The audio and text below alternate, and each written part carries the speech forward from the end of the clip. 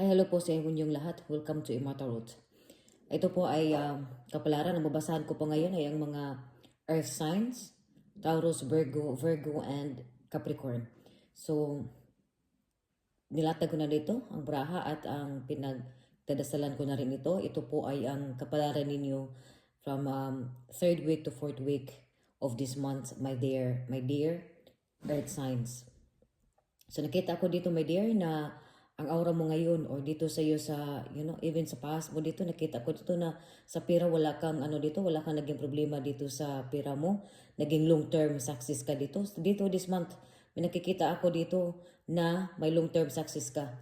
Pero dito kailangan mo ditong sa buwan na ito, lalo na dito sa panghuli na buwan, within fourth week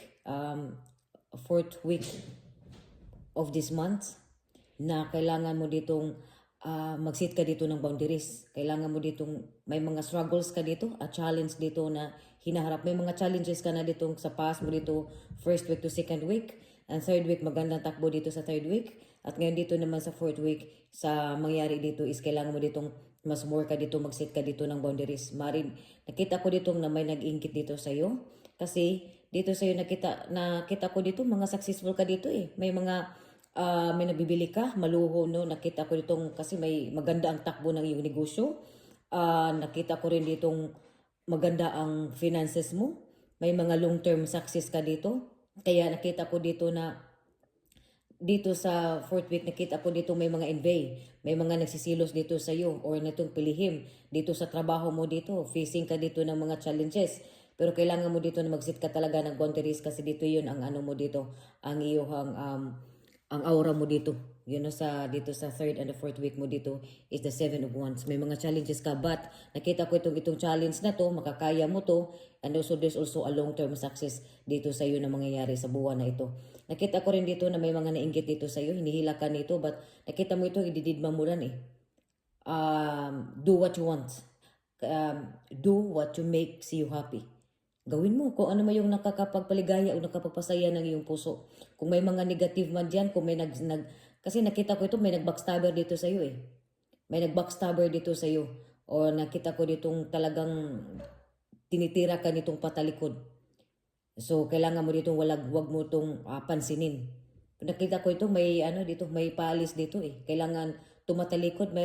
Meron ka dito, something dito sa iyo na about sa emotions eh. So, hindi mo cold o something dito na cold emotions. Mari din ito na dito sila sa iyo kasi nga cold ka ba? Wala kang friendly ka, but nakita ko dun choosy ka. Hindi nila maintindihan. Parang nakita ko dito na ang hirap mong tibagin.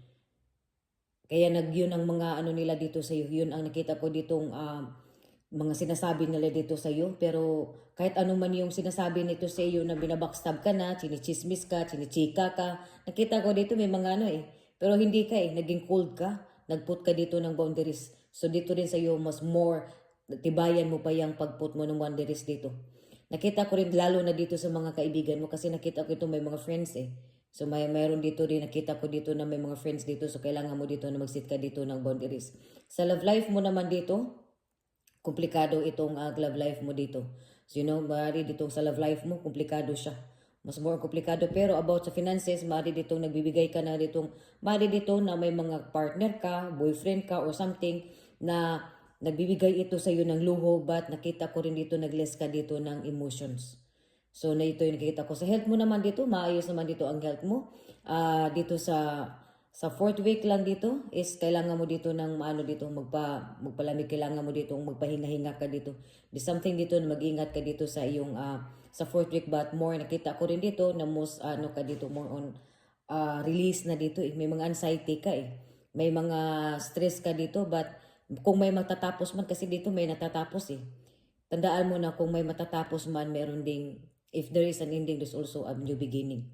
Matatapos na yung mga problema mo, mga struggles mo sa buhay, at may magsisimula din. Sa love life mo, talagang may bala ka na ditong i-end, tapusin ito, o iwan ito, something tatalikuran dito, and moving on, something dito na mangyayari, my dear earth signs. So, paalala lang po na maaaring iba dito sa inyo ay makaresonate, maaari din ang iba sa iyo ang hindi. So, pick nyo na lang kung saan kayo mas nakaresonate, my dear. At huwag kalimutan mag-follow ng aking Facebook page, Emma Tarot, my dear. At sa YouTube channel ko, Emma Tarot, sa YouTube channel ko, my dear. So, maraming salamat po sa inyong pagpanood. At huwag kalimutan i-share ang aking video. Thank you so much and God bless.